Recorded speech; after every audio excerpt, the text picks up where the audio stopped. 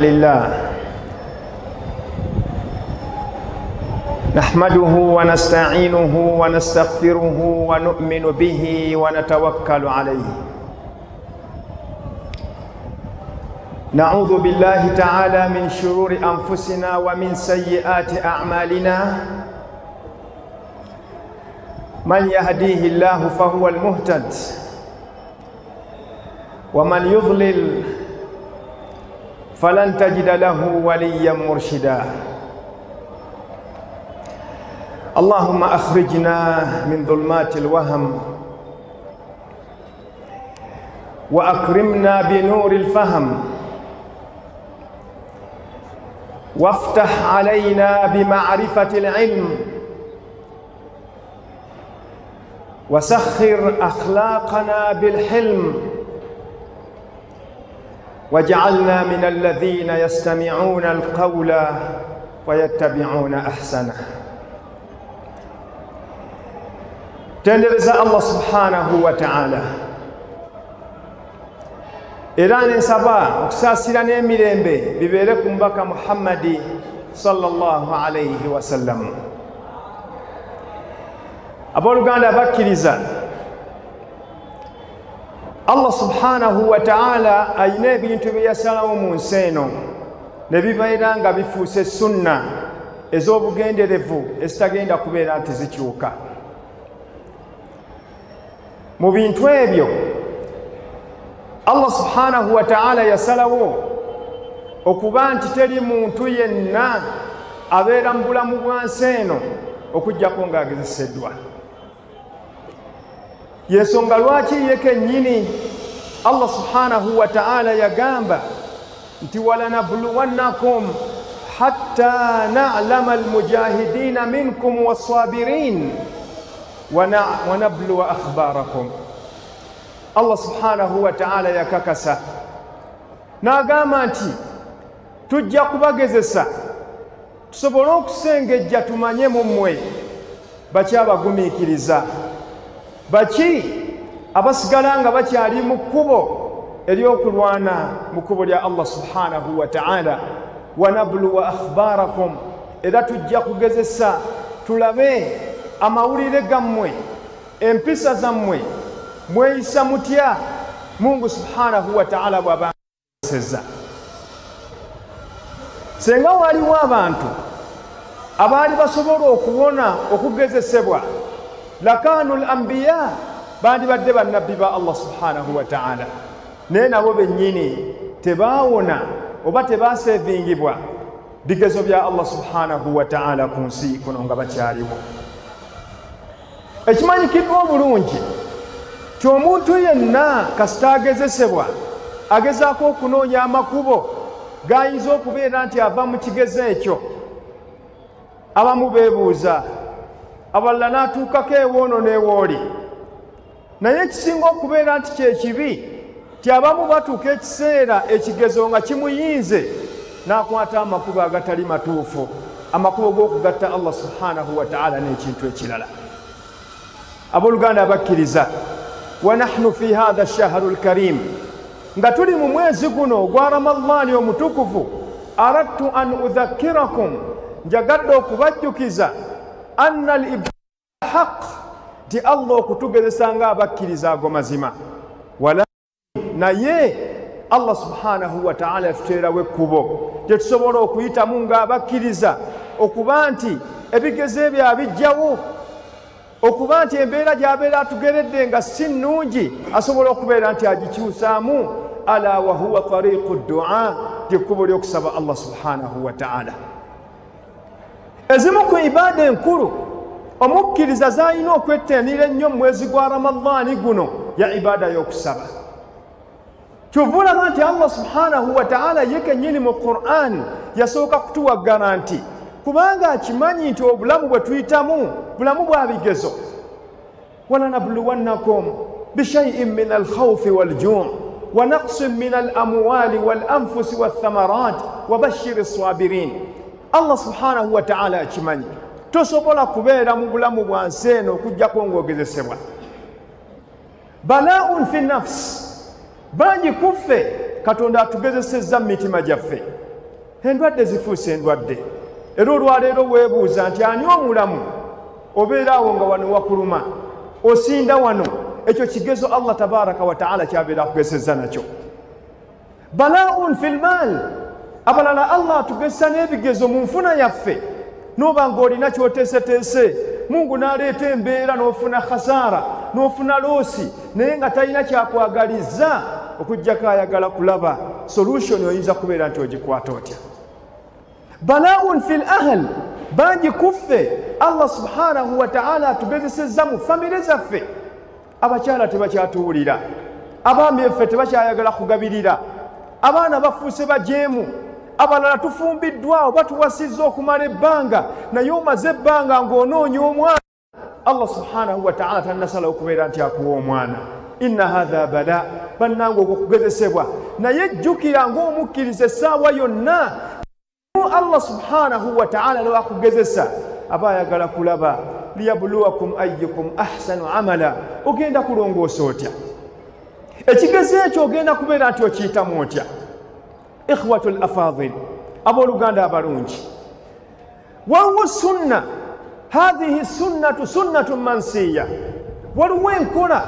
bakadde baffe baagirina nga bagijjira ddala ku mubaka Muhammadi sallallahu alayhi wasallam bagezesebwanga bakozesanga enkola eyo naye abantu b'omulembe guno tugezezzaako nnyo okubeera nga tudibaga enkola eyo enkola eyo yali yanga kubeera nti ffe twesabira ffe kennyini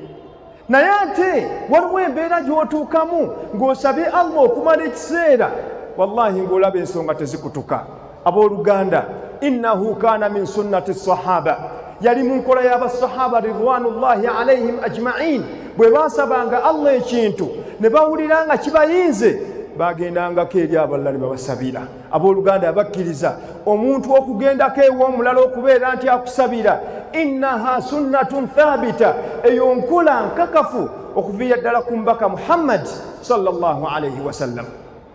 naye tuwangaalira mu mulembe ng'enkola eyo waliwo abantu bagidibagamu nedda naawe osobola okwesabira ekituufu osobola okwesabira era kyekikukakatako ti buli bw'ofuna ekigezo kyonna tatadarra watatadhallalu ila rabbik kakkana obeere nga weegonza oba ogonde mu maaso ga Allah subhanahu wa ta'ala naye mwenna mukimanyi waliwo ekigezo ekikutomera gwe kennyini n'owulira nga kikuyinze n'osaba Allah emirundi egiwerako n'olaba ng'embeera tekyuka kyova olaba nti yali mu nkola ya nabbi sallallahu alayhi wasallam okuba nti basahaba baamutuukangako n'abasabira ate nga mukimanyi nti edduwa y'omubaka Muhammadi sallallahu alayhi wasallam ati yali dduwa ya bulijjo kasita sunna eyo twagyerabira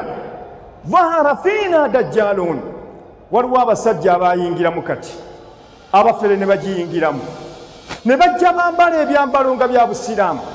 era bakwata Qur'an bakwata obulaadi bakwata bino ne bagenda ku mikutu ne batandika okwerangirira bannange mujje abalina obuzibu tusobola okubayamba naye nga mmwe kennyini mukimanyi anna haulai nnas ti abantu abo laisu min ahli salahi wal khair si be bantu abalungi mu butuufu omuntu gyandigenza okubeera nti asabirwa naye omuntu yeekuba mu ttooki n'agamba biganye kyokka bwaggulawo TV ye bwaggulawo rediyo alina gwawulira ti bwe beera nga luzaalo lwagaana jangu bwe banga bizinesi eganye jangu musajja tubambi n'atendewalirwa abooluganda abakkiriza mu mwezi guno gwa Ramadan njagala okukosa omukisa guno okulangirira ky'omuntu yenna gwe kakatanda n'abeera nti agenda mu basajja ab'ennaku zino bafuuse bangi nga beerangirirako abamu beesomisa embugo bakutte obulaadi akutte Qur'ani agisaasaanyizzaawo bw'agitambulamu bw'ati baabira kikulowoleza nti obuulyawo ekkubo lyaliko lyettuufu naye ng'ekkubo lyaliko la shakka anna hadha min subuli shirk nga mu butuufu ekkubo eryo lyekkubo ly'okugatta Allah subhanahu wa ta'ala n'ebintu ebirala lwaki abasajja abo bazze liannakum kad nasitum sunnata rasulikum kubanga mwerabira enkola y'omubaka Muhammad sallallahu alayhi wasallam abooluganda abakkiriza ebyokulabirako bingi nnyo mu bulamu bwa nabbi sallallahu alayhi wasallama ne basahaba ky'omuntu bwe yafunanga embeera n'emulimerera yagendanga ewa nabbi fahadha abu hurayra katwogereko ebimu ku byo abu hurayra radiyallahu anhu gwe mumanyi eyasinga okwogera hadithi ennyingi ku nabbi sallallahu alayhi wasallam atunyumiza n'agamba nti nakoowoola maama wange okumala ekiseera okujja eri obusiraamu. Maama n'agaana. Nga bwe kiri olwaleero Allah asobola okuba nti yakugezesa nga gwe muntu yakuluŋŋamya n'oyingira obusiraamu naye ng'omu ku bakadde bo akyalemeddeyo tayagala wadde okuwulira ekigambo kyonna eky'obusiraamu. Abu Hurayra agamba nakoowoola maama wange emirundi egiwerako. Maama jangu weegatte ku ddiini y'obusiraamu. Maama jangu weegatte ku daawa ya nabbi Muhammad sallallahu alayhi wasallam. Fa abat, maama n'agaana. Agamba nti olunaku lumu namugamba nti maama nandaba emyaka gigenderedde lwaki totoola shahada ne weeyunga ku ddiini y'obusiraamu? Abu Hurayra agamba nti fa asma'atni sharran, maama yayogera ebigambo yavuma obusiraamu nakkakkanya nabbi sallallahu alayhi wasallam. Nenfuluma wali maama nga sirina kyakukola ye muzadde naye nga mbutuufu enyiike ezijjudde mu mutima gwange. Fadhahabtu ila rasulillah, nengenda ewa mubaka Muhammad sallallahu alayhi wasallam namugamba nti ya rasulallah bulijjo okoowoola maama neeyungako mu busiraamu ng'agaana naye olwaleero ebigambo byaŋŋambye nedda binzije mu mbeera naye ekindeese wano as'aluka an tad'uwa allaha li ummi, nkusaba osabe Allah subhanahu wa ta'ala alunninga maama wange. Nabbi sallallahu alayhi wasallam awanika emikono n'agamba nti allahumma ahdi umma abi Hurayra, ay Allah nkusaba olungamye maama Abu Hurayra. Qaalaha thalatha, yakyogera emirundi esatu. Oluvannyuma Abu Hurayra adda ewaka agenda okutuukawo ng'embeera yakyuse olw'edduwa y'omubaka Muhammad sallallahu alayhi wasallam. Maama amugamba nti naawiliini ilma, sembereza amazzi. Fatawaddaat aw waqtasalat, n'anaaba oba n'afuna wuzu n'agamba nti njagala kuba nti ŋŋenda eri Muhammad. Omukyala n'abeera nti ayingira obusiraamu. Abooluganda, sunna ey'okuba nti ogenda ew'omuntu gwe weekakasa ng'omujulirako okuba nti muntu mulungi, muntu mulongoofu, innaha sunnatun thabita, sunna enkakafu gye tulina okubeera nga tukozesa bw'olaba ng'obikaluubiridde, bw'olaba nga tokyasobola kubeera nti ogenda mu maaso. Ekyokulabirako ekyokubiri, Abdullahi ibn Abbas mu sahihi Muslim n'ebitabo ebirala agamba nti olunaku lumu nagamba omu ku basahaba ba nabbi Muhammad sallallahu alayhi wasallam nti nabbi sallallahu alayhi wasallam yagamba aturidu an tanzura ila ahli aljanna, owange wandiyagadde okulaba ku bantu nga bali ku nsi kuno naye nga Allah yabakakasaako ejjana? Qaalu bala, basahaba ne bagamba nti kituufu twagala balabako. N'agamba nti unzuru ila hadhihi almar'atu sauda, mutunuulire omukyalo oyo omuddugavu. Bannange mu buwanga bw'Abawarabu, Abawarabu bwe baali bawangaalira omukyalo omuddugavu yali nga kakkanyizibwa nnyo. Naye nabbi abagamba bwe muba mwagala okutunuulira omukyala mu bakyala b'omujjana mutunuulire omukyalo oyo omuddugavu. Ne babuuza nti ma qissataha, emboozi ye emutuuse okuba nti mukyala wa mujjana efaanana etya? N'agamba nti omukyalo oyo yajja eri nabbi sallallahu alayhi wasallam wa kanat tasra, omukyalo oyo abamu bagamba yalinganga azirika, naye bw'amala okuba nti azirika fadaat li nafsiha, yeesabiranga Allah amuggyeko embeera y'okuzirika. Abamu bagamba nti yalinga ndwadde nga yansimbu okutuusa bwe yalabanga edduwa zisabye ziweddeyo, n'agenda ewa nabbi sallallahu alayhi wasallam n'amugamba nti ya rasulallah, nkusaba onsabire obulwadde buno bunveeko. Nabbi n'amugamba in shi'ti sabart, olaba otya senga ogumiikiriza n'obulwadde buno mu dduniya, walakil janna, maaso ga Allah akuwe ejjana olw'obugumiikiriza buno. Omukyala n'amugamba nti bala ya rasulallah, nabbi sirina buzibu kugumiikiriza, walakinnani ankashif, naye baŋŋamba nti bwenzirika ntandika okweyambula oba engoye nzisuula eri. Nabbi n'amugamba nti kale n'olw'ensonga eyo ŋŋenda kukusabira ojja kusigala n'obulwadde buno obw'okuzirika naye nga tokyeyambula, walakil janna, naye Allah akuterekera empeera y'obugumiikiriza eyo abeere nti akuwa ejjana. Fadaa laha rasulu sallallahu alayhi wasallam, nabbi n'abeera nti yamusabira. Wakadhalika anta, naawe muganda wange osobola okuba ng'olina endwadde ng'ekumazeeko emirembe naye ng'olina abantu ba ahlu salah, abantu abakozi b'omulimu emirungi, abantu b'owaako shahada nti ddala abantu balungi, n'okkakkana mu maaso gaabwe ne bakusabira lianna hadhihi sunnatu rasulikum sallallahu alaihi wasallam eno enkola ya mubaka Muhammad sallallahu alaihi wasallam laysa hadha fahasib si ekyo kyokka abooluganda abakkiriza Umar bin al-Khattab radiyallahu anhu oluvannyuma lw'okufa kwa nabbi sallallahu alaihi wasallam nga wayise ekiseera kinene nga Umar ye mukulembeze ekituufu ebiseera byatuuka akasana ne kaaka omusana bwe gwayitirira abantu ne bagamba tulina kusaala salatul istisqa naye Umar radiyallahu anhu bw'afuluma okugenda okusaala salatul istisqa fadaa bil Abbas yayita Abbas taata omuto wa nabbi sallallahu alaihi wasallam n'amugamba nti tetwagala kusoma sola ya nkuba illa wa anta ma'ana tabarrukan bihi liannahu kana ammi rasulillah yagamba nti njagala obeere naffe mu swala eno tusobole okubeera nti emikisa egyo tubeera nagyo katusaba Allah subhanahu wa ta'ala okubeera nti atunonyesa enkuba obaluganda abakkiriza nga mmaliriza kutuba yange eno esooka lakad jaatukum khiswata Uwais ibn Amir njagala mmalirize ekitundu kyaffe kino ekisooka ekya khutuba n'okubajjukiza ekyafaayo ekyongera okulagira ddala nti omuntu yenna bw'abanga ali mu mbeera ng'emuyitiriddeko yajuuzu lahu an yadhhaba ila man yathiqu bihi akkirizibwa okugenda eri omuntu gw'awulira nti amukkiririzaamu gw'akakasa okubeera nti amusabira nabbi sallallahu alaihi wasallam yagamba nti waliwo omusajja oyo agenda kuva mu bitundu by'e Yaman innahu Uwais ibn Amir bajja kubanga amannya ge bamuyita Uwais ibn Amir kana barran li ummihi omusajja oyo yayisa bulungi nnyo maama we basahaba bagamba nti omusajja oyo yayisa bulungi nnyo maama we okutuusa okuba nti yasubwa okubeera mu basahaba ba nabbi sallallahu alaihi wasallam kubanga yali alabirira maama we wasanaqifu inda dhalika qalilan insha Allah tujja kuyimirirawo katono naye agamba sallallahu alaihi wasallam ya'tikum rajulun min ahli al-Yaman ismuhu Uwais ibn Amir omusajja ajja kubajjira ng'ava mu sayidi ez'e Yaman naye omusajja oyo kana barran li ummihi yayisanga bulungi nnyo maama we law aqsama ala Allahi la abarrah joyo wankizo bw'abanga alina kyasabye Allah subhanahu wa ta'ala Allah kikutula n'agamba nti fa idha ra'aytumuhu bwe mubanga mumulabye fas'aluhu an yastaghfira lakum mumusabe abeere nti abasabira ebyo ebigambo nabbi sallallahu alaihi wasallam abigamba Umar kigambibwa wal hadithu fil mustadrak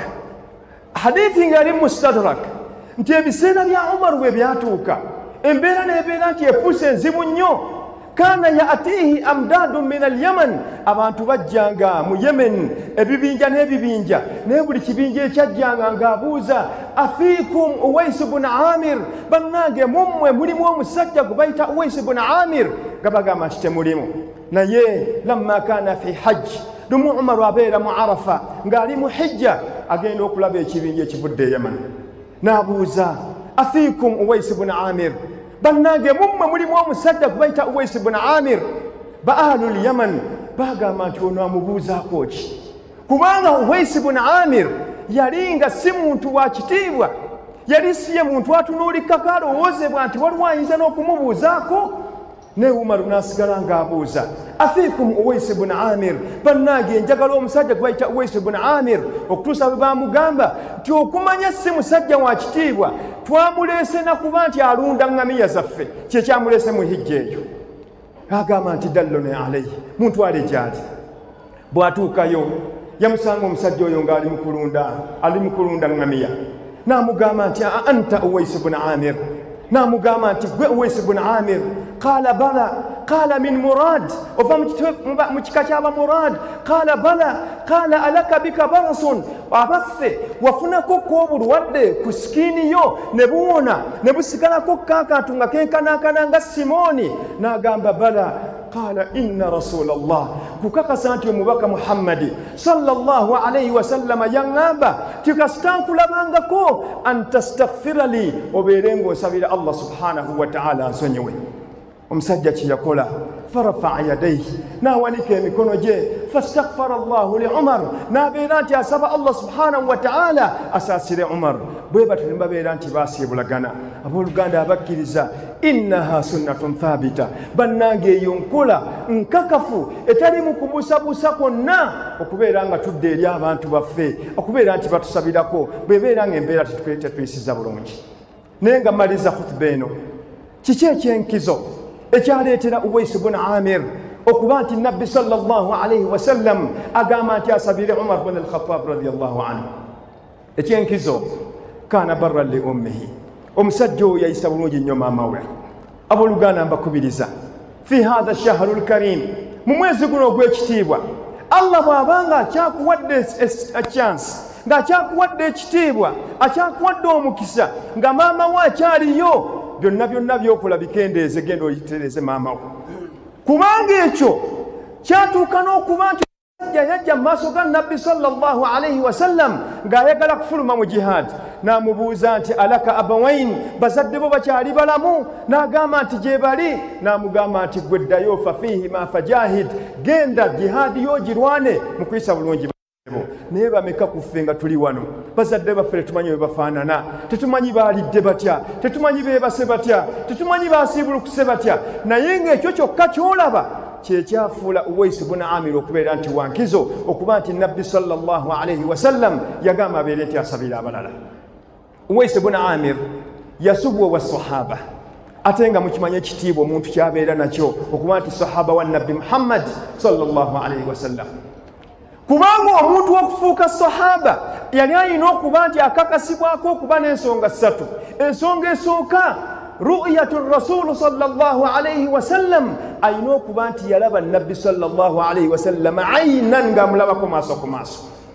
ekyokubiri al imaanu bihi kwe kubeera nti amukkiririzaamu ekitegeeza nti nakkiriza obusiraamu wa thalith al mautu ala al islam okuba nti afiiridde ku busiraamu ne Uwais ibn Amir yawangaliranga mu Yemen teyasobola kulaba ku nabbi sallallahu alayhi wa sallam newakubadde nga yaliyo buli bwe yayagalanga okujja okulaba nabbi afune eddaala ly'abasahaba ng'alaba maama we n'agumiikiriza nabbi yatuuka okufa ng'oli ali mu kusaavinga maama we kyekitiibwa ekyo nabbi sallallahu alayhi wa sallam kiyamuwa n'agamba nti omusajja oyo law aqsama ala llahi la abarra bw'aba alina kyasabye Allah subhanahu wa ta'ala Allah akikutula bukutuzi أقول قولي هذا وأستغفر الله لي ولكم ولسائر المسلمين ثم الصلاة والسلام على رسول الله صلى الله عليه وعلى آله وأصحابه ومن والاه أما بعد أبدوا الله برونجي خطبة يفي ebadde tadde nnyo omulamwa ku kubeera nga tuddayo ku sunna ez'okuba nti twesabira omuntu yenna bw'ofuna obuzibu kikkakatako gwe nannyini nsonga okubeera nti weesabira naye ate era nkola ntuufu bw'olabanga embeera ekuyinze ng'embeera eganye ng'olina omuntu gwe weesiga gw'okakasa nti omuntu oyo mulongoofu tewali mutawaana okubeera nti ogenda eri omuntu oyo okubeera nti akusabira ng'ebyokulabirako ebiwerako bye tumaze okubeera nti tulabako abooluganda abakkiriza njagala okumaliriza khutba eno nga mbasaba nti mu bulamu bwammwe mubeere n'abantu bammwe ab'enkizo mubeere n'abantu bammwe nga gwe omukakasa kasita oba nti omukakasa ku mbeera gy'omulabako bw'olabanga embeera eganye tewali buzibu mugambe nti ij'alni fi khalisi du'aik muganda wange nteekaako mu dduwa ze ez'enkizo kubanga ekyo tekirinaako buzibu n'akatono mu sunna zaffe ez'obusiraamu abooluganda abakkiriza naye waliwo omuze ogutali mulungi ennaku zino tutuma abantu bangi abagenda ku Kaaba okubeera nti bakola umra oba bakola hijja abantu abo bwe batuuka eyo ne tubawa edduwa zaffe nakyo tekiriiko buzibu n'akatono kubanga okusaba Allah subhanahu wa ta'ala osobola okufuna akadde k'omanyi nti kadde kakubeera nti Allah ayanukuliramu ate osobola n'okunoonya ekifo ate tukimanyi nti mu bifo Allah byasinga okubeera nti akkiririzaamu edduwa kwe kuba nti anta bil ardi al muqaddasa bw'ogenze mu nsi entukuvu khasatan wa anta hawla al kaaba ng'oli mu maaso g'ennyumba ya Allah subhanahu wa ta'ala emanyikiddwa ng'eya kaaba naye ensobi abantu betutuma edduwa zaffe ze bakola huwa al mujahara kwe kwatuukiriza nga batusabira ekyo tekikkirizibwa. Nakutumya edduwa yange naye bw'otuuka ku Kaaba n'otakoma kubeera nti onjatuukiriza n'okulikodinga la abadan, ekyo tekikkirizibwa. Ayi Allah, muganda wange, mukwano gwange gwe nalese gundi, ayi Allah, hajibu ddala, la abadan. Abooluganda ekyo tekikkirizibwa, kubanga Nabbi sallallahu alayhi wasallam yatugamba nti mu dduwa ezisinga okubeera nti zaanukulwa ye dduwa gy'osabira muganda wa ala dhahri lghaib, wallahi nga tamanyi nakumanya nti omusabira. Bw'abanga akuwadde edduwa ng'eyo,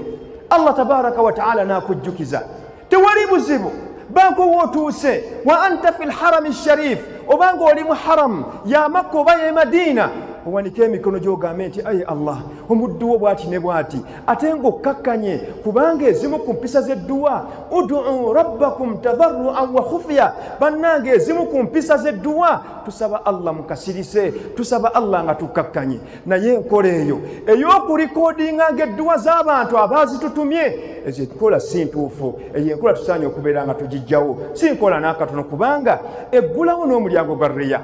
Bw'omala okumusabira n'okamuweereza, subhanallah, abooluganda eyo embeera tekkirizibwa n'akatono. N'olw'ensonga eyo njagala okumaliriza khutba nga mbazzaayo eri abantu bammwe, omuntu asookerwako gw'olina okuddayo abeere nti akusabira